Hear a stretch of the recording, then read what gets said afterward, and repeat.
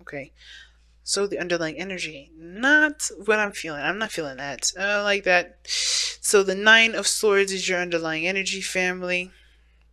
That talks about stress, anxiety, not sleeping very well. Oh, the King of Wands underneath here. Y'all stressed about a King of Wands, male or female. Doesn't have to be anyone, any gender specific. But that does tell me that y'all are stressed out about a particular individual, or maybe someone's sad about a fire sign, Aries or Sagittarius. For some of you guys are really stressed out about perhaps yourselves, about who you are, about who you've become, the actions that you take, what you're doing as far as your life goes, living life to the fullest in your eyes. Because this is talking about looking at the patterns in your relationships, and I feel like there's something here that may have to do with your confidence level, or maybe having to do with, taking a step in the direction that's truly 100% you, or maybe this has to do with having more fun and enjoying your life a lot more. Because if this is your side here, which is typically how I read my client readings on my soulmate investigation option on my Instant Go page, then this tells me you're fucking bored, guys. You're bored out of your gosh darn minds. Your mind is like bleh, pretty much like I'm not interested in this, I'm not interested in that, everything's the same, I don't care.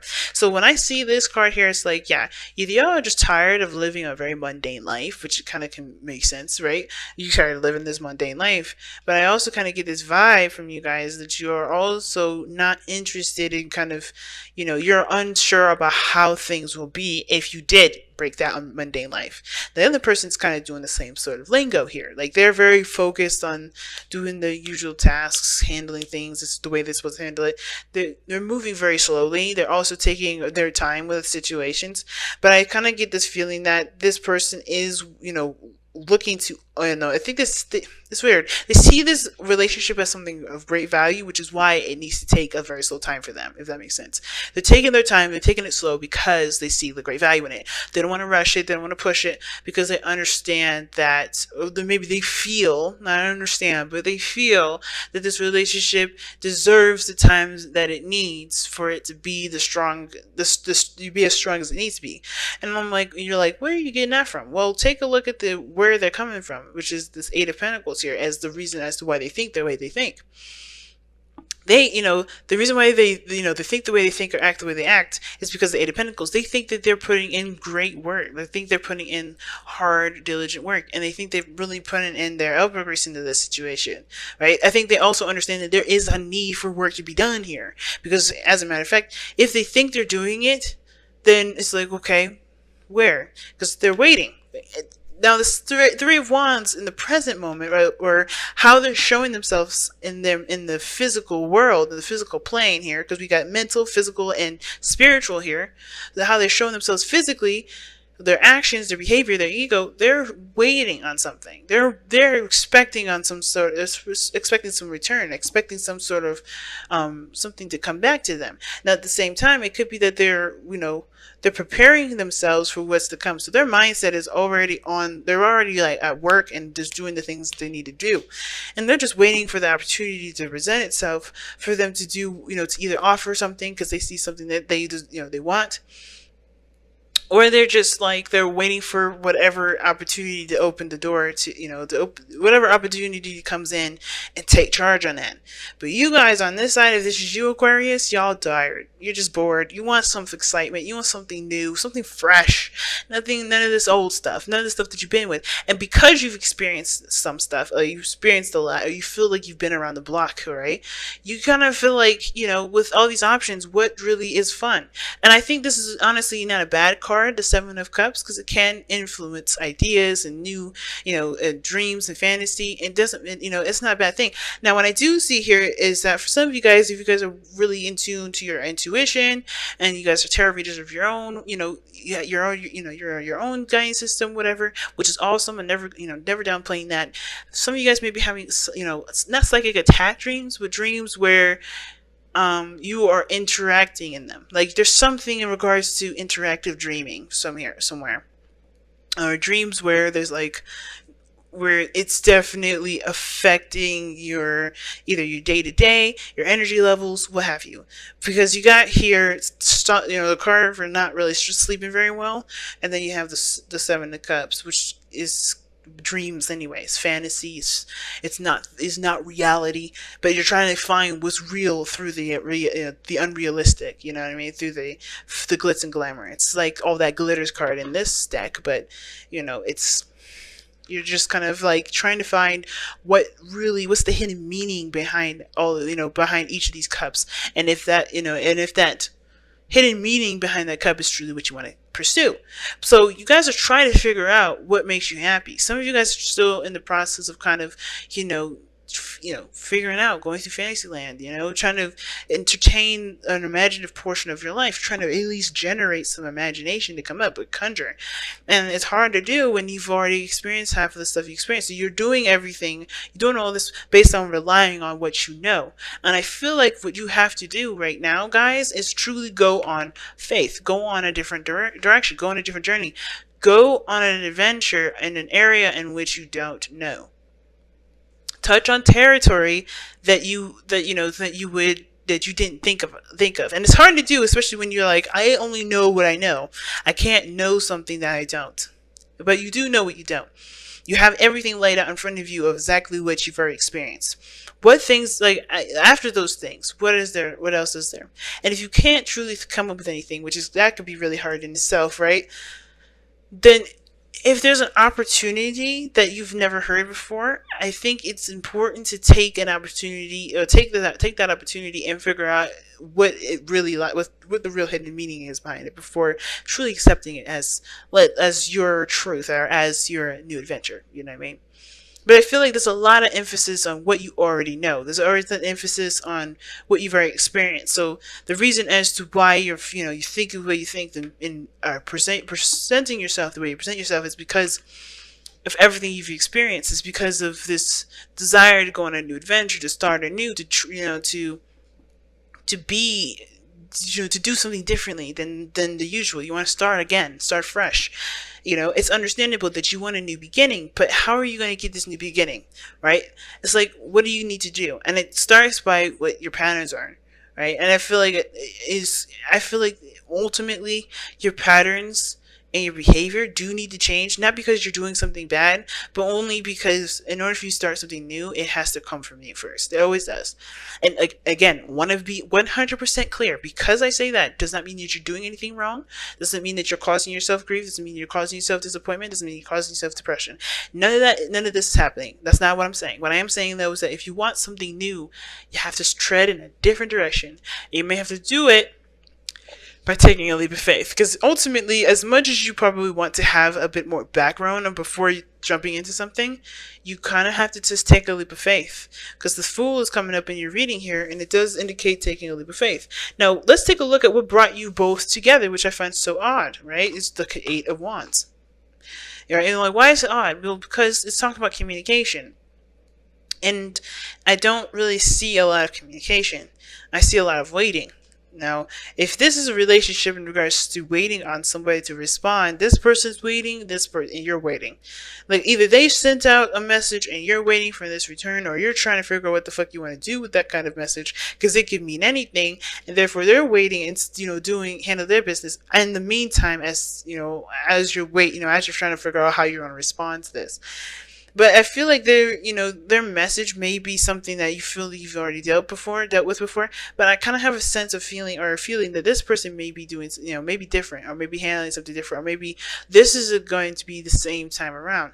But I think for some of you guys are very much aware that this is going to be the same shit over again. So it's interesting that the way you guys meet has a lot to do with communication, instant messages, back and forth communication, or that the fact is that you guys met during a time where things were really picking up speed, where things were moving very fast, where there was a lot of progression in your life. But the challenges that you guys face is the Five of Cups. So The Five of Cups being that this is a challenge that you both face, like if you notice, the person is that person is looking at the Three Cups that you're looking at here, but this is spilt over. This is done. This in your mindset is still up. It's still something you experience, but this is done. This is gone. The challenge the challenge to me is weird because it doesn't feel like it's saying, yeah, the challenge is about moving on, moving forward from that. And I don't think it's the case because this is spilled and now it's gone already. And this one, you're still seeing this as like, something you've already experienced. And I feel like, yes, you've experienced loss already, but because you've experienced loss, do you want anything? Like, is there something that you want? Like, you don't know what you want because you don't want to experience loss, but you also do want to want. So you're still trying to figure out what it is that you want. It's in the air. But then you have the Two of Cups. So it's interesting, right? It's really interesting, this message, the challenge that you're facing, because it's not like a traditional Five of Cups message where, oh, you guys got to just get over it. Get over the old times. Get over the sadness. Get over the pain. Honor your emotions 100%, of course, but, what's lost is lost, but only you can do what you can do now with what you have. I kind of get that feeling that's not really the message. Because I feel like you guys are not dwelling over what's lost. You guys are more trying to figure out how you can do new things even after everything you've experienced, even if it was a loss, even everything that you've lost. Not that you don't want to experience that loss again, because I think a lot of you guys don't want to experience that loss again, but even if you did, it's a new adventure. And you're like, how do I do that? Like, you don't know exactly how to go about experiencing something different because you don't want to experience the same BS again, but you do want to have a new adventure. But the Two Cups behind you is almost like saying that there are solutions, but it starts by you shifting your energy, shifting your focus, shifting the energy back to you, shifting energy back to who you are, back to, it's weird. It's like not necessarily back to love, but it's almost like I don't know how else to describe this. It's like it's on the tip of my tongue, but it's almost like shifting the the eyes, your attention from these Three Cups that are spilled over to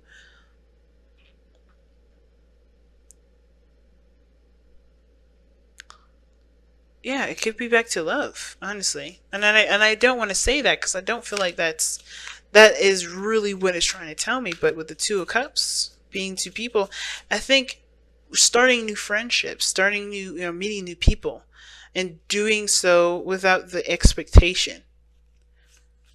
I think that's kind of what there it is. It's love comes in all forms. You guys teach us that with Valentine's Day being in your time of year during Aquarius season. We learn unconditional love on Valentine's Day. We learn unconditional love the entire Aquarius season. But I feel like this is one of those things, right? I feel like you guys are trying to shift your focus towards new possibilities, new lives, new dreams, but it's hard to do when you don't have a crew, when you don't have friends, and you don't have people you can connect with. And I feel like in that sense, you kind of isolated yourself in a way. Like you've isolated yourself and you don't really know how to not isolate yourself and protect yourself at the same time. It's like you're kind of stuck between a rock and a hard place, or a hard place and a rock place, whatever. And it kind of feels like you guys want to protect yourself from whatever the situation was, but you also want to have new relationships, but you don't really want to do all the work that you've just done with that all over again. Like you got that lesson good and it's drilled in, but you don't really want to be by yourself either. You know what I mean? It's weird. I'm gonna pull one more for it. Yeah, Two of Pentacles. Juggling, trying to make a decision, a practical decision, and it feels like it could be about boundaries, man. Because the Two of Pentacles is about juggling, is either juggling stuff, making sure there's a balance, but it's like that, ignoring your emotions sort of bit. But I feel like you're trying to figure out what's worth the trouble, not really worth the trouble, but like you're trying to figure out which of these options are more valuable and worth pursuing to you, And that makes a lot of sense. Now, why does this person have the Eight of Pentacles as the reason? Wow, as the reason as to why that they're working so hard, or the reason why they have the Eight of Pentacles is the reason why they they're presenting themselves as the Three of Wands and the Knight of Pentacles, and it's because of the Six of Cups. Yeah, they know that there's work that needs to be done with this connection. And I think you guys are just trying to move on. You all have totally different stories here. But you guys have very similar stuff going on. Both of you guys are like waiting for some sort of epiphany or something to come in and click. Something to just make sense. But I feel like the only way for things to make sense is if you change yourself to make sense, if that makes sense. To make whatever you're waiting for make sense, you have to be the person that adjusts to what needs to change to make the sense. Because look at the pattern in your relationships, and then everything here with this person is action oriented, and all of this over here for you guys, if this is you guys, if you resonate with this side at all, all emotion pretty much. Whoa. So let's take a look here and see what other advice or information we can get to kind of help tie this reading up. Regeneration. Wow, that's interesting. Because this is very similar to Judgment in the tarot, where, the situation may seem like, all is lost, there's not really much to recover. But then, the tree still, starts to bloom and starts to grow despite the volcano coming in and pretty much burning everything away, right? This is the life coming back from a situation that, you thought was dull, thought was over. And I feel like, so that's even more powerful, right? I think the thing is that you guys are bored and having a hard time figuring out how to start life again, because what had died is a piece of you that's gone with it, but you still have that fiery energy, you still have that passion, you still have that excitement. What we saw here with the King of Wands and the Nine of Swords, you are not the same person that started out with all this situation.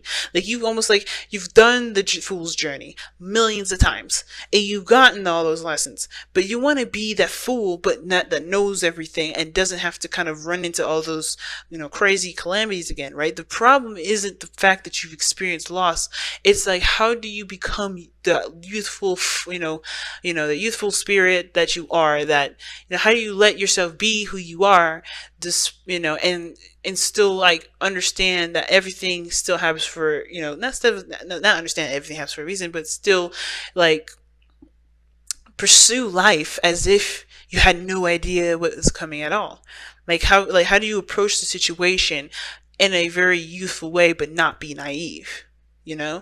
So how can you embrace yourself completely, youthfully and all, and not be, and not make the same mistakes that you've done before, or not go in the direction that you've already experienced? How can you be the fresh new energy that's experienced, that knows everything, that's done everything? It's a hard one, family. And I feel like it's because, I feel like with regeneration, it's saying that you already are those things. You have this, you already are doing it. If you see yourself as already being that person that's youthful and energetic, that's been around the block, then there's really nothing more you could do other than to act like the fool is. Just go on a new adventure, just start something fresh, pick a path, pick a journey, pick a dream, and then run with it and see how you like it. You can know the outcome of it, or you can trust that you'll be able, to trust that in the moment of everything that's happening, you'll allow your seasoned self to take care of you as you have your youthful side just exploring and be free and to be your youthful self, right?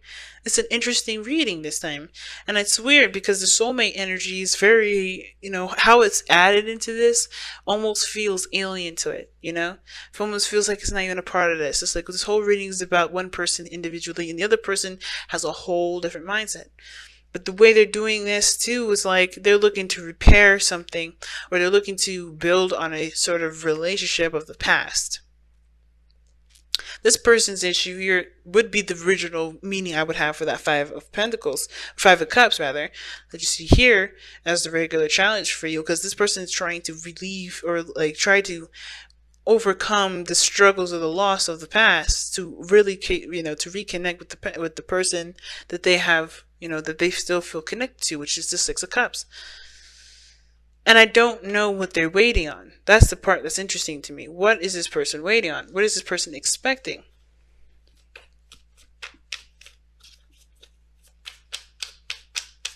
And what does that have to do with you? The Two of Cups. Holy crap. Soulmate card after soulmate card. Family, this is crazy. Six of Cups, Two of Cups, Five of Cups, even the Two of Cups is just right there. This person is dedicated to this relationship. They see themselves perhaps as younger, not very mature, but they also are very responsible in the sense of how they go, as far as their process goes. I think they have to allow themselves to be kindred spirits as well. Like nothing super serious, but because I feel like you are like the epitome of what this person is trying to be. Trying to be the young, youthful individual that has methods and strategies and a structure so firm, so strong that even a tornado could knock you down, right? You're so, like I said, seasoned, aware, experienced enough. You know what you need to know. But you also can be that relaxed, youthful self. And I feel like this person here is so uptight, which is why the stress is coming up here too, is because there's a piece of them that brought out that youthfulness, that childhood energy, that part of them that can be that carefree like you are. And like I said, if this is you, right, it could be the other person here. But this person here is like really working on the relationship. But what they're waiting on and how this has to do with you, they're waiting on the Two of Cups because and how it has to do with you is because you're their Two of Cups. You're their soulmate. You are their soulmate, man. So they're waiting. Or they expect something to return. They expect you to return, or they expect some sort of opportunity to present themselves for there to be an opportunity for there to be some sort of reconnection.